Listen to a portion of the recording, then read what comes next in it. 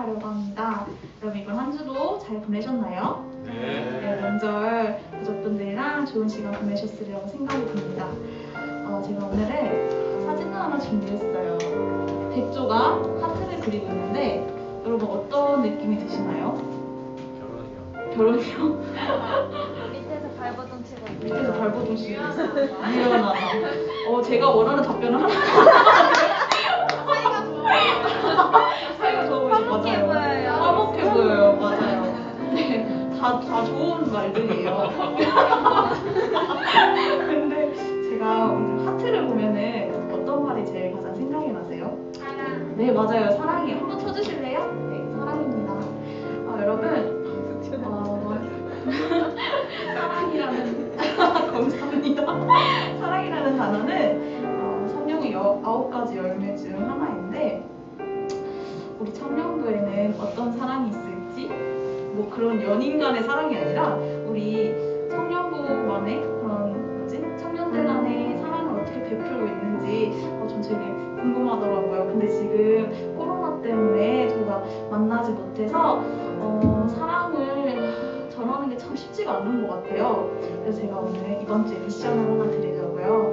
여러분 혹시 지금 제일 생각나는 청년이 한 분 계시나요? 그러면은 이번 한 주간에 그 청년에게 한번 문자라든지 카톡으로 힘내라고 한마디 전해주셨으면 좋겠습니다.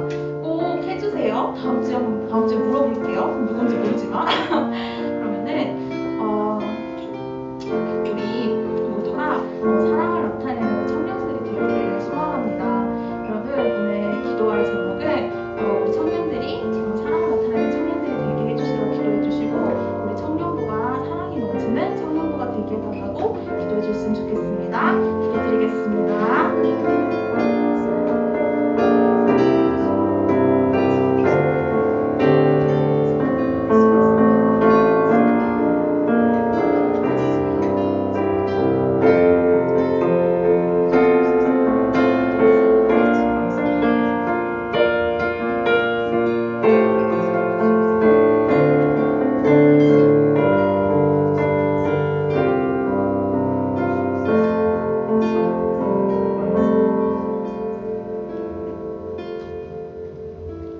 사도신경으로 신앙 고백하겠습니다. 전능하사 천지를 만드신 하나님 아버지를 내가 믿사오며 그 외아들 우리 주 예수 그리스도를 믿사오니 이는 성령으로 잉태하사 동정녀 마리아에게 나시고 본디오 빌라도에게 고난받아 십자가에 못 박혀 죽으시고 장사한 지 사흘 만에 죽은 자 가운데서 다시 살아나시며 하늘에 오르사 전능하신 하나님 우편에 앉아 계시다가 저희로서 산자와 죽은 자를 심판하러 오시리라.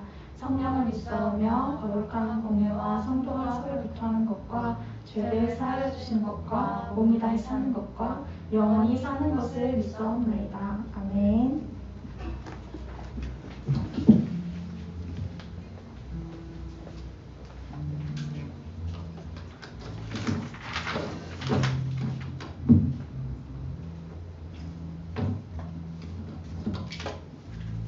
나는 예배자입니다로 찬양 시작하겠습니다. 예배자입니다.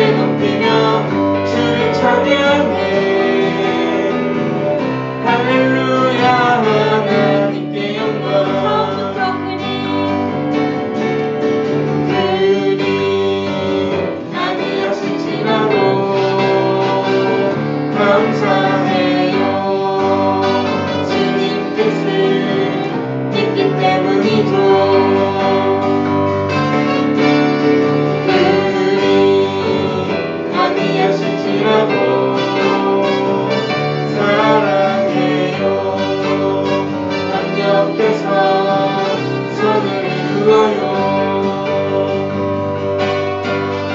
언제나 나를 향한 진실한 사랑, 우리를 향한 끝끝인 사랑. 우리가 함께 높이며 주를 찬양해.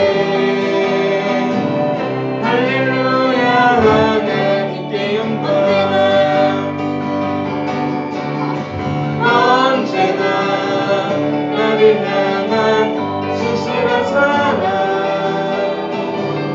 우리를 향한 끝끝인 사랑. 우리가 함께 높이며 주를 찬양해. 할렐루야 하나님께 영광.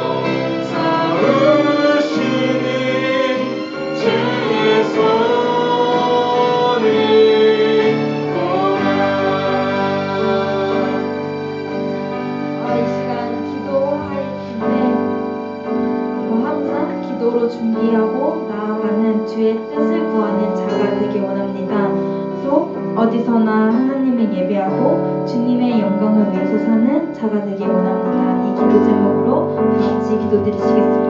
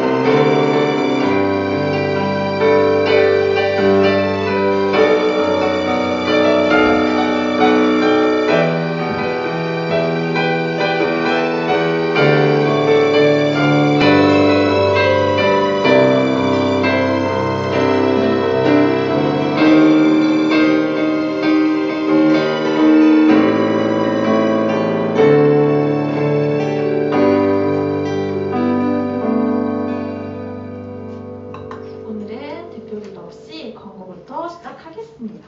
자, 광고를 봐주세요. 제가 이걸 영상을 항상 끝나고 나서 보면은 제가 목소리가 너무 작더라고요. 그래서 크게 할게요. 첫 번째는 저희 대표 기도는 청년부 전체로 바뀌었습니다. 네, 다음 주 대표 기도는 강철인 청년입니다. 철인 오빠 보고 계시죠? 네, 다음 주 대표 기도세요. 꼭 와주셔서 기도해 주셨으면 좋겠습니다. 그리고 두 번째는 예배 시에 찬양팀과 예배 담당자는 참석이 가능합니다. 혹시 참석을 원하시는 분들은 셀 리더에게 카톡 전해주세요. 그리고 세 번째로는 다음 주부터는 저희 방역 단계가 내려가서 대면, 비대면 동시에 드립니다. 현장 예배에 참석 희망하는 분은 참석 가능합니다. 네, 다들 들으셨죠? 네, 광고를 마치겠습니다. 자, 그러면은 이제 말씀을 읽도록 하겠습니다. 말씀은 출애굽기 4장 24절에서 26절입니다. 출애굽기 4장 24절에서 26절입니다. 오늘은 짧아서 같이 읽도록 해볼게요. 네, 다들 찾으셨나요? 네, 그러면 24절부터 같이 읽도록 하겠습니다.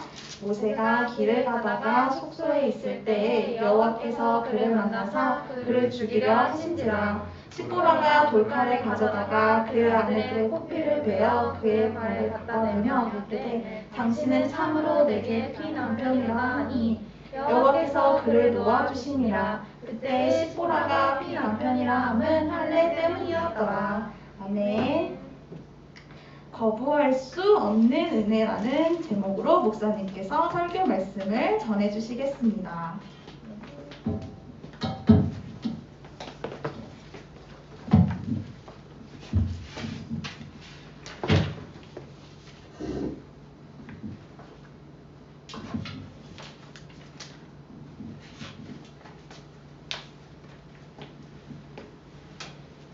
반갑습니다. 영복이도 반갑고 오랜만에 본 것 같아서. 네, 아까 광고 시간에도 얘기했지만 방역 지침이 좀 완화돼서 20%까지 예배 참석할 수 있다라고 얘기가 나왔어요. 그래서 뭐 청년부 예배실 규모를 뭐 산정하기는 어렵지만 기준으로 해서 한 15명 정도는 예배 참석 가능할 것 같아서 다음 주일 청년부 예배부터는 참석 희망하시는 청년들은 뭐 규제 없이 뭐 리더에게 따로 얘기하고 그럴 필요 없이 그냥 나오시면 됩니다. 그리고 예배위원 나오던 대로 그냥 나오시면 되고요. 이렇게 해서 다음 주일날 예배 참석하기를 희망하는 청년들은 주저하지 마시고 현장 예배로 나와서 같이 예배 드리시면 될 것 같아요. 특별히 다른 사항이 없으면 그렇게 하시는 걸로 하겠습니다. 네, 연휴 잘 보내셨나요? 네. 네, 연휴 잘 보내셨는지 모르겠는데 저도 연휴 잘 보내고 왔습니다. 우리 코로나라서 친척들끼리 많이 뭐 만나 뵙지는 못했겠지만 어쨌든 연휴 동안에 맛있는 것도 많이 먹고 그러셨을 거라고 생각합니다. 오늘 말씀은 지난 시간에는 오병이어에 대한 말씀을 가지고 나눴는데 다시 출애굽기로 돌아와서 하나님의 말씀을 같이 나누려고 합니다. 출애굽기 4장 24절에서 26절에 있는 내용을 가지고 함께 나누려고 하는데 지난 시간에도 한번 얘기한 적이 있는 것 같은데 굉장히 독특한 본문이에요. 하나님께서 모세를 부르셨고 이제 모세는 하나님의 부르심을 받아서 이스라엘을 구원할 자로 애굽으로 다시 들어가게 되죠. 애굽의 포로가 되어 있는 이스라엘 백성들을 구원하기 위해서 이집트로 돌아가려고 하고 있어요. 하나님께서 모세에게 그 지팡이를 통해서 행할 이적들도 보여주시고 세 가지의 이적을 행할 수 있도록 모세와 함께 하시겠다고 말씀을 하셨는데 어쨌든 이렇게 바로왕 앞에서 기적을 행함으로써 이스라엘 백성들이 이끌어내라고 명령을 받고 모세가 다시 애굽으로 돌아가게 되는 장면입니다. 4장 18절에 우리 한번 보시면 모세가 장인 이드로에게 이 이드로는 모세의 장인이면서 어느 나라 사람이에요? 미디안 제사장이죠. 미디안 제사장인데 이 이드로에게 가서 내가 애굽에 있는 형제들에게 돌아가서 그들이 아직 살아있는지 알아보려고 하오니 나로 가게 하소서라고 말하죠. 이에 이드로가 허락을 하게 되고 4장 20절에 다시 보시면 모세가 누구와 함께 애굽으로 돌아가는 장면이 나와요? 아내와 네, 아내와 아들. 그 아들들과 함께 애굽으로 돌아가는 장면이 나와요. 이 모세 혼자 간 게 아니라 아내와 아들들을 데리고 가는 거죠. 근데 거기 보시면은 모세가 하나님의 지팡이를 손에 잡았더라. 하나님께서 이적을 행할 수 있도록 주신 그 하나님의 지팡이, 그죠? 던졌을 때 병으로 변하고 다시 잡으니까 막대기로 변했던 그 지팡이를 가지고 하나님과 함께 나아가는 모습을 보여주고 있어요. 아주 비장하고 멋있는 장면이죠.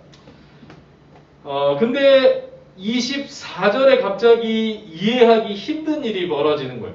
이 비장하고 멋있는 이제 애굽으로 돌아가고 있는 모세의 가족들에게 굉장히 이해할 수 없는 일이 벌어지는데 그게 무슨 일이에요? 여호와께서 갑자기 모세를 만나셔서 그를 죽이려고 하시는 거예요. 아니 보내실 때는 언제고 갑자기 모세를 왜 죽이려고 하시는가? 그때 모세의 아내 십보라가 모세의 아내니까 어느 나라 사람이겠어요? 미디안 사람이겠죠. 이드로가 장인이니까. 이 장인 이드로의 딸 십보라가 돌칼로 그 아들의 포피를 베어 모세의 발에 갖다 대면서 뭐라고 외치고 있습니까? 네? 뭐라고 외치고 있어요? 당신은 참으로 내게 피 남편이로다 라고 외치고 있는 거예요. 무슨 말인지 하나도 이해가 안 가죠. 그죠? 갑자기 왜 이런 말을 외치나. 여호와께서 이 말을 듣고 모세를 놓아주세요. 근데 여호와는 또 왜 이 말을 듣고 모세를 놓아주시는지. 그리고 26절에 보시면 십보라가 모세에게 피 남편이라 부른 것은 무엇 때문이라고 말하고 있어요? 할례 때문이었더라. 그 아들의 포피를 벤 것은 할례를 얘기하는 거죠. 그 할례 때문이었더라. 이제 포피에 피가 묻어 있었겠죠. 그죠? 그래서 피 남편이라고 부른 것이고 그것은 할례에 관한 것이다. 할례에 관한 의식이었다. 이렇게 말하고 있어요. 이 장면이 왜 갑자기 등장했고 하나님은 왜 모세를 죽이려고 했으며 십보라는 왜 이런 행동을 하며 또 피 남편이란 말은 도대체 무슨 의미인가? 이런 궁금증 때문에 오늘 이 본문은 굉장히 난해한 본문으로 잘 알려진 본문이에요. 신학자들도 잘 확실하게 얘기를 잘 안 해주는 그런 본문인데 여러분 이 더 복잡한 것은 이 본문을 히브리어로 읽으면 더 더 복잡해져요. 왜냐하면 이 24절에 모세라는 이름이 원문에 안 나와요. 다 그라고 되어 있습니다. 그가 뭐예요? he. 그죠? 3인칭 단수.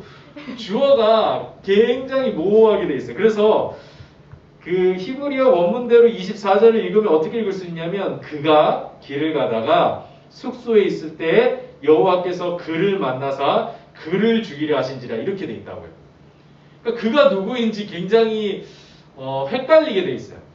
그러니까 하나님께서는 도대체 누구를 죽이려고 하신 걸까? 모세를 죽이려고 했을 수도 있고 모세의 아들들 중에 한 사람을 죽이려고 했을 수도 있어요.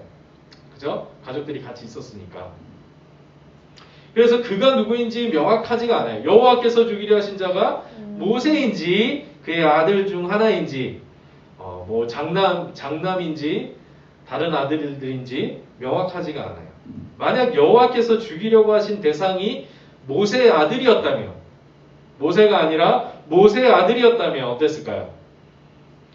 그래서 십보라가 할례를 행하지 않은 그 아들의 포피를 하나님께서 이제 그 아들을 죽이려고 하시니까 십보라가 할례를 행하지 않아서 죽이려고 하시나 보다 해서 그 포피를 베어서 모세에게 갖다 댄 것이죠. 그래서 26절에 여호와께서 놓아주신 자도 모세가 아니라 누구일 가능성이 있는 거예요?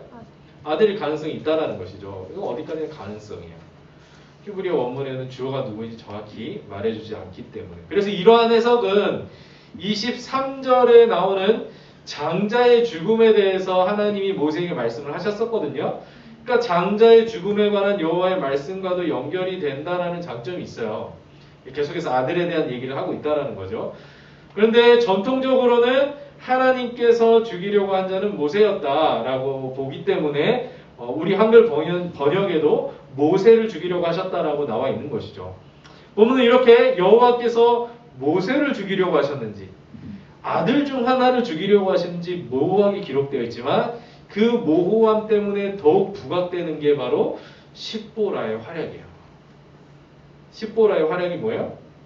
아까도 말했듯이 모세의 아내이자 미디안 사람인 이 십보라가 그 아들의 포피를 베어서 모세 발에 갖다 대고 당신은 나의 피난편이라고 했을 때 하나님께서 모세인지 아들인지는 알 수 없지만 그를 살려주었다라고 나오고 있잖아요. 그죠? 십보라는 모세와 결혼은 했지만 모세와 십보라의 정체성은 굉장히 애매한 상황이에요. 그죠? 아들의 할례를 아직 행하지 않은 것만 봐도 알 수 있잖아요. 원래 이스라엘 백성들은 난 지 며칠 만에 할례를 행해야 돼요. 8일 만에 할례를 행해야 되는데 아직 할례를 행하지 않았어요. 아들은. 그리고 모세는 어떤 사람이었냐면 이스라엘의 부모에게서 태어났지만 이집트 바로 왕의 딸 밑에서 자라났고 또 이집트를 떠나서 지금은 미디안 땅에 살면서 미디안 사람 십보라와 결혼을 했어요. 그럼 모세는 어디 사람이에요? 십보라 역시 미디안 제사장의 딸이었지만 이스라엘 사람이 모세와 결혼했어요. 그렇다면 이 모세와 십보라 이 가족은 이스라엘의 전통을 따라야 돼요? 미디안의 전통을 따라야 돼요? 애매하죠. 그죠? 적어도 십보라만큼은 아직 미디안 전통을 따르고 있었던 걸로 보여요. 아까도 말했듯이 그 아들들에게 아직 할례를 행하지 않았기 때문이죠. 그래서 이스라엘 전통에 따르면 아까도 말했듯이 사내 아이는 8일 만에 할례를 행해야 됐는데 모세는 할례를 행했을까 안 했을까요? 행했을 것 같아요? 안 행했을 것 같아요? 안 행했을 것 같아요?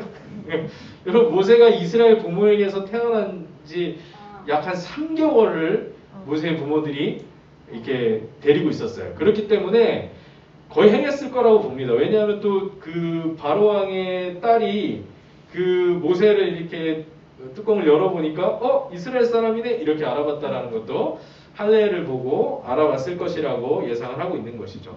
이처럼 할례를 행한다라는 것은 이스라엘에 속하게 된다. 이스라엘에 속한 자다라는 의미를 가지고 있는 거예요. 우리 한번 넘겨볼까요? 출애굽기 12장 48절. 제가 이제는 이렇게 앞에 PPT를 원래 성경을 찾고 싶어하는 성격인데 어쨌든 12장 48절 한번 읽어보겠습니다. 시작. 너희와 함께 거류하는 타국이니 여호와의 유월절을 지키고자 하거든 그 모든 남자는 할례를 받은 후에야 가까이 하여 지킬지니 곧 그는 본토인과 같이 될 것이나 할례 받지 못한 자는 먹지 못할 것이니라. 이게 어떤 내용이냐면 유월절 규례에 관한 내용이에요. 우리가 좀 이따 보게 될 출애굽기 12장 48절의 내용인데 유월절을 정하면서 하나님께서 어떤 명령을 내리시냐면 유월절은 이스라엘 백성들의 대표적인 절기예요. 그런데 타국인이 이방인이 이 절기에 참여하려면 어떻게 해야 된다고요? 할례를 받아야 된대요. 할례를 받으면은 본토인과 같이 될 것이니 이렇게 말하는 거예요. 할례 받지 못한 자는 먹지 못한다. 그러니까 할례를 받는다라는 건 본토인과 같이 된다라는 건 이스라엘 백성이 된다라는 거죠. 그래서 유월절에 참여할 수 있게 되는 거예요. 이방인도 마찬가지예요. 그죠?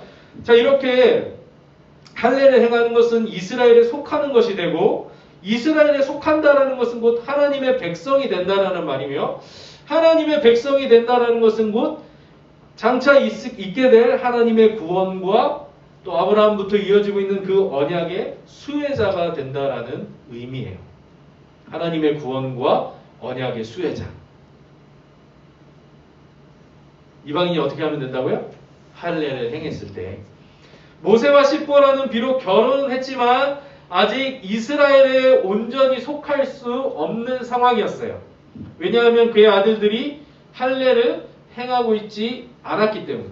물론 하나님은 그 자격이 되지 않는 십보라와 그 아들들은 내비두고 모세만 보내셔서 이스라엘의 구원을 이루실 수도 있었겠죠.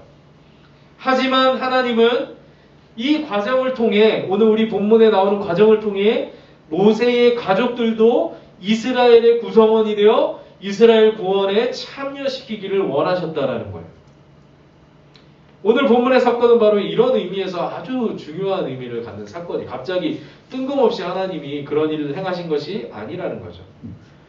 그리고 이 일에 있어서 누구의 역할이 컸다고요? 십보라의 역할이 컸어요. 그죠? 모세가 아무리 이스라엘에 속한 자라고 해도 십보라가 그걸 무시하고 미디안의 전통을 계속해서 따라갔다라고 한다면 모세의 가족은 이스라엘의 구원에 참여할 자격을 얻지 못했겠죠. 하지만 십보라는 아들에게 할례를 행하고 그 포피를 모세 발에 갖다 대며 당신은 참으로 내게 피남편이다 라고 외쳤다라는 것이죠. 이로써 두 사람의 혼인, 모세와 십보라의 혼인은 단순한 부부의 결합을 넘어서서 이제 그 가정이 이스라엘에 속하여 하나님의 구원에 동참하는 그러한 결합이 되었다라는 것. 어떻게 보면 본격적인 이방인의 구원이 여기서 처음으로 이루어지고 있다라고 볼 수도 있겠죠.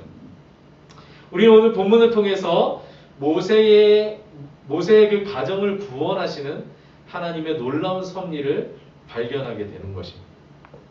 하나님께서 모세 또는 그의 아들을 죽이려 하신 것은 결국 십보라의 적극적인 믿음의 행동을 불러일으킨 거예요.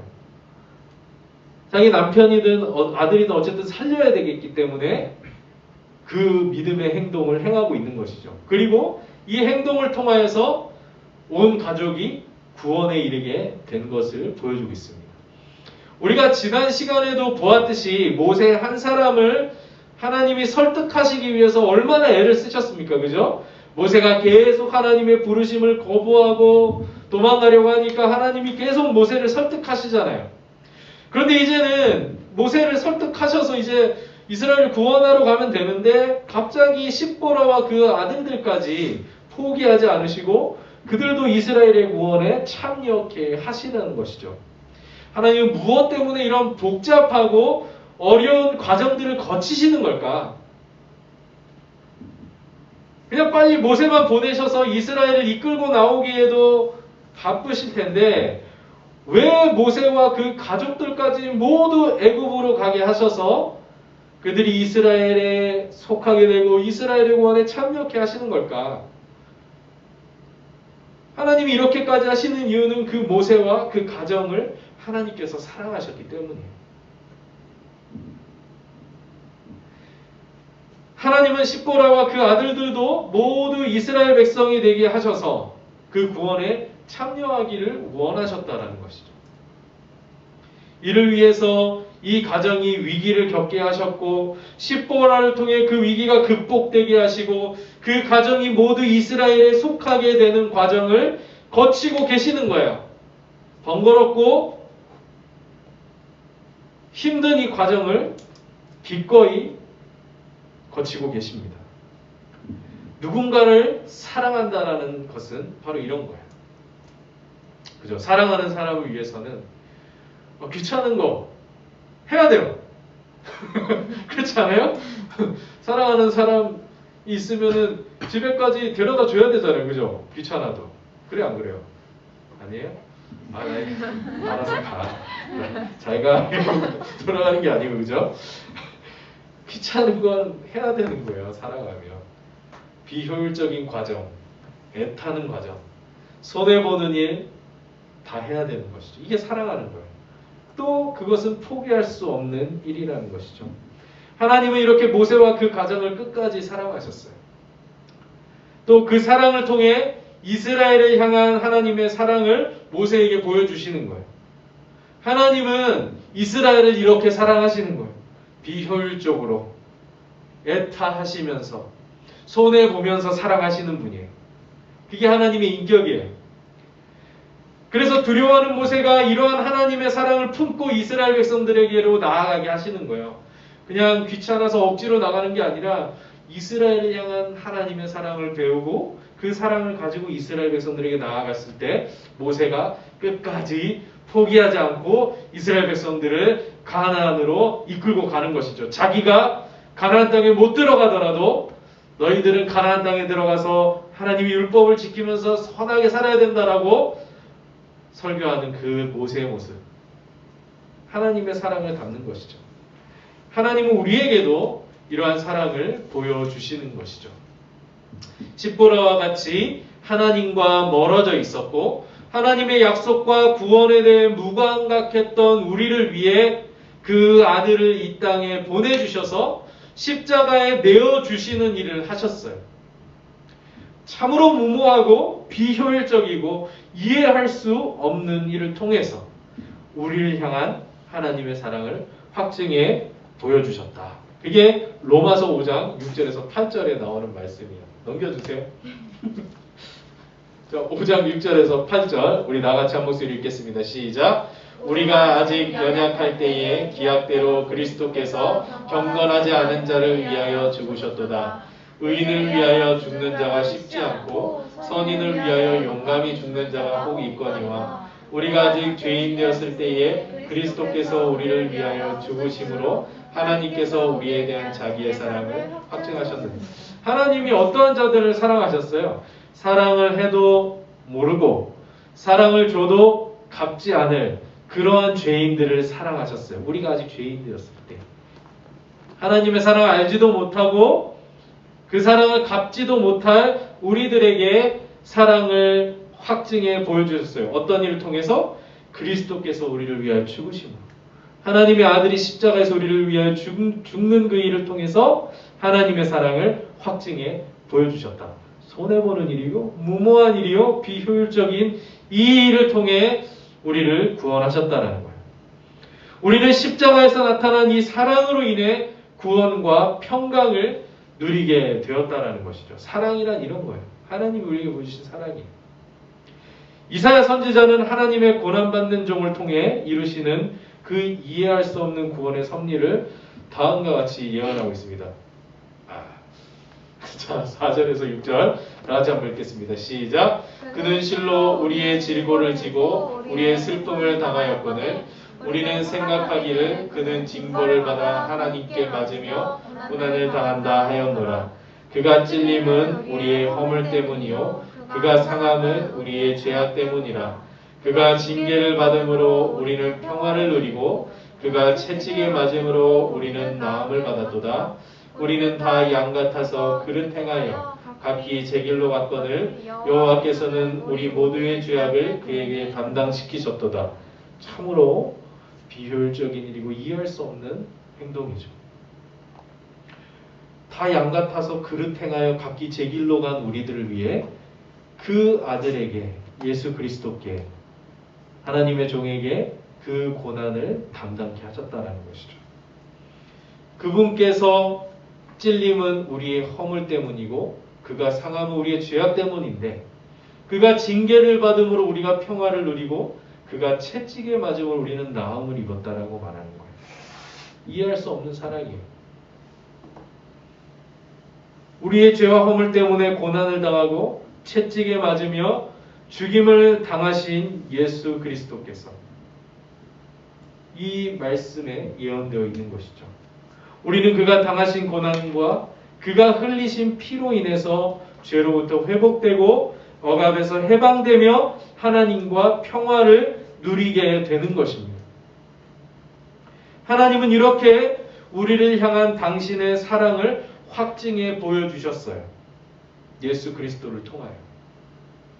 그리고 이 사랑으로 구원받은 우리도 우리가 받은 그 비효율적인 은혜, 이해할 수 없는 사랑, 포기하지 않는 인내와 한이 없는 긍휼로 세상과 이웃을 섬기게 하시는 거예요.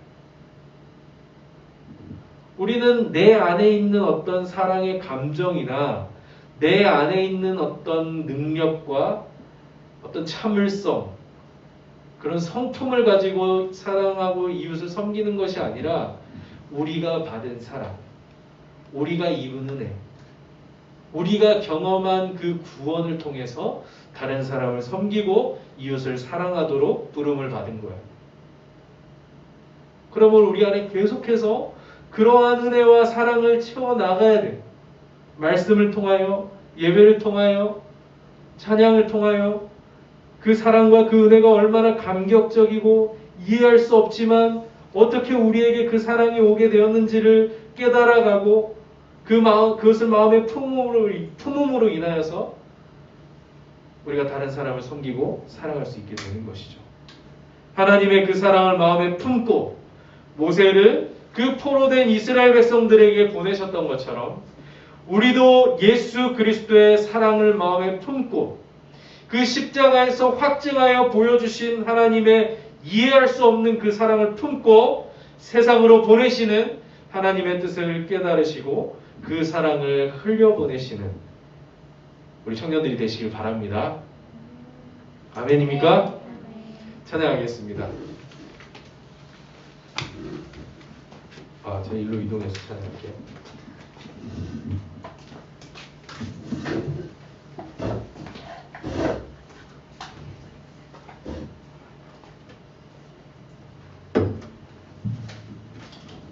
하나님은 너를 만드신 분 찬양하겠습니다.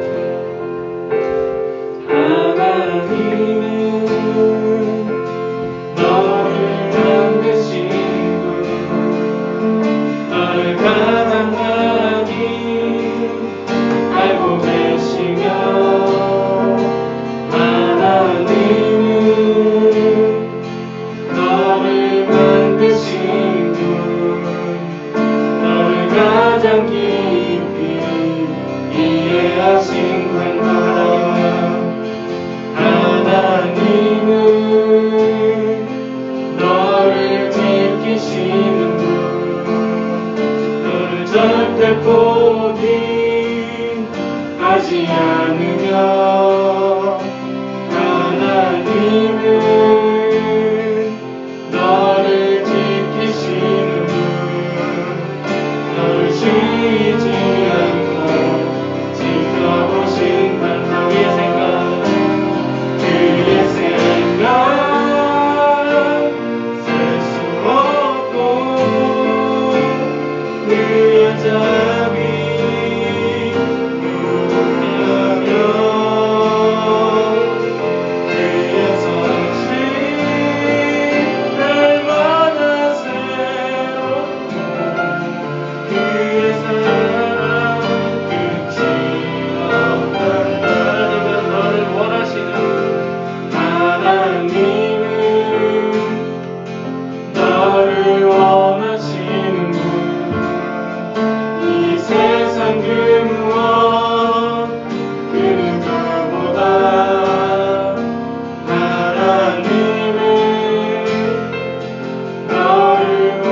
인도하시는 분 너와 같이 있고 지켜하신단다.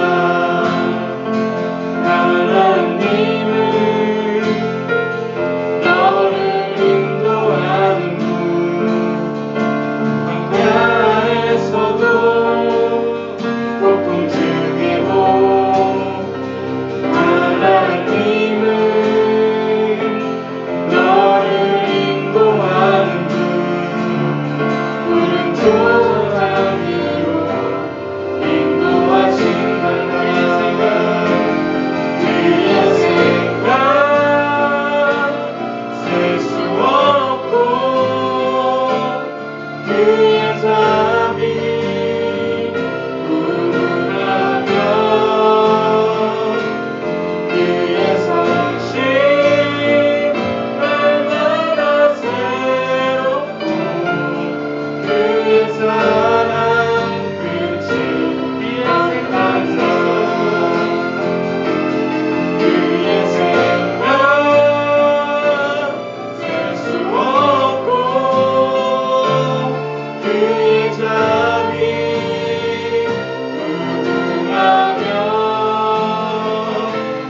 그의 성실 날마다 새롭고 그의 사랑 끝이 없단다. 그의 생각 셀 수 없고 그의 삶이 무궁하며 그의 성실 날마다 새롭고 그의 사랑 끝이 없단다. 그의 사랑 끝이 그의 사랑 끝이 없단다. 그의 사랑 끝이 없단다. 이 시간 우리 함께 기도합시다. 오늘 말씀을 기억하시면서 하나님께서 어떻게 우리를 사랑하시는지, 하나님께서 어떻게 우리를 구원으로 인도하시는지, 하나님께서 우리를 어떻게 변화시켜 가시고 어떻게 우리를 인도해 가시는지 오늘 말씀을 통해서 우리를 깨닫게 하여 주심에 감사드립니다. 십보라와 그 아들들이 하나님의 마음 가운데 있어서 그들이 비록 이방에 속한 자였지만 하나님의 은혜를 알지 못하는 자들이었지만 하나님의 사랑을 바라지도 않았던 자들이지만 하나님께서 그들을 이스라엘에 속한 자들로 부르시고 이스라엘의 구원에 참여케 하시고 하나님의 약속의 자녀들로 삼아주신 그 은혜가 이제 예수 그리스도를 통하여 우리에게 임하게 되었고 그 십자가에서 확증하여 보여주신 하나님의 그 사랑이 십보라와 같이 하나님과 멀어져 있던 우리를 하나님의 구원과 약속에 무감각했던 우리를 불러주시고 찾아주시고 붙들어 주셔서 그 사랑으로 우리를 구원하여 주셨습니다. 그가 채찍에 맞음으로 우리가 나음을 입었고 그의 고난과 죽음을 통하여 우리가 구원에 이르게 되었음을 기억하며 우리가 그 사랑을 입은 자들로서 그 이해할 수 없는 은혜를 입은 자들로서 그 무한한 긍휼을 받은 자들로서 이 세상 가운데에서 그 사랑을 흘려보내는 자들이 되게 하시고 그 구원이 얼마나 놀라운 것인지를 보여주는 우리의 삶이 되게 하시고 그 은혜의 넉넉함과 부유함이 우리의 마음 가운데 충만하여서 그 사랑으로 다른 사람을 섬기고 이웃을 사랑하는 우리의 삶이 되게 해달라고 그 사랑이 우리 안에 더욱더 충만케 임하게 하시고 그 은혜가 우리 안에 더욱더 충만케 되도록 우리 다 같이 하나님께 기도하며 나가겠습니다. 하나님 아버지 은혜 감사합니다. 우리를 들어주시고 우리 가운데 역사해 주셔서 우리가 그 사랑 안에 거하게 하시고 그 은혜를 입고 살아가게 하심에 감사드립니다. 아버지께서 이해할 수 없는 사랑 비효율적인 은혜 무한하신 그녀로 우리를 끝까지 참아주시고 끌어주셔서 우리가 아직 죄인이었을 때에 우리를 위해 그 아들의 십자가에 못 박혀 죽으신 동안요 아버지 우리에게 놀라우신 은혜를 허락하여 주시고 우리가 구원을 이루게 하시고 하나님의 자녀가 되게 하시고 놀라우신 은혜를 누리며 살게 하시며 감사드립니다. 하나님 아버지 우리 안에 이 사랑 은혜가 늘 충만하게 있어서 우리가 하나님의 자녀된 자들로서 누리는 평강과 은혜가 가운데 있어서 얼마나 감사하고 풍요한 가운데에서 아버지 우리 육과 세상을 섬기는 자들이 되게 하여 주시옵소서. 어떠한 자들도 사랑으로 섬기며 아버지 어디까지도 품을 수 있는 그런 사랑을 우리 가운데 허락하여 주시옵소서. 우리를 그렇게 사랑하셨던 것처럼 우리도 다른 사람을 그렇게 사랑할 수 있게 도와주시고 아버지 우리가 받은 은혜로 다른 사람을 섬길 수 있게 하시고 아버지 주님의 그 인내와 긍휼로 아버지 우리도 다른 사람을 위하여 참고 도와주며 긍휼을 베푸는 삶을 살아갈 수 있도록 은혜를 풀어주시고 도와주시옵소서. 아버지 하나님 주님께서 우리를 어떻게 사랑하셨는지 어떠한 은혜를 우리에게 베풀어 주셨는지 잊지 않는 자들이 되게 하여 주시옵소서. 주의 사랑으로 충만히 채워 주시옵소서. 아버지 성령을 함께 하여 주시옵소서. 주님의 은사를 가운데 부어 주시옵소서. 아버지 함께 하시고 주님 함께 하여 주시옵소서.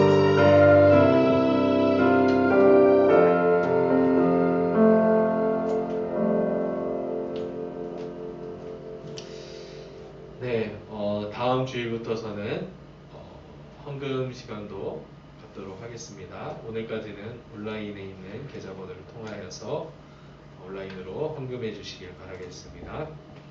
축도드리고 예배를 마치겠습니다. 지금은 우리 주 예수 그리스도의 은혜와 하나님의 사랑과 성령님의 위로 교통 충만하심이 하나님께서 우리에게 보여주신 그 이해할 수 없는 사랑과 그 비효율적인 은혜와 무한하신 긍휼과 다함 없는 인내로 우리도 세상 가운데 나아가 우리가 받은 것으로 세상을 섬기고 이웃을 사랑하며 주님의 사랑을 나누는 자들 될 수 있도록 그렇게 되기를 소망하며 그렇게 살기를 기도하는 우리 청년들 위에와 그들의 가정과 그들의 하는 일과 그들의 학업과 그들의 꿈과 비전 위에 이제로부터 영원토록 함께 있을지어다. 아멘. 수고하셨습니다.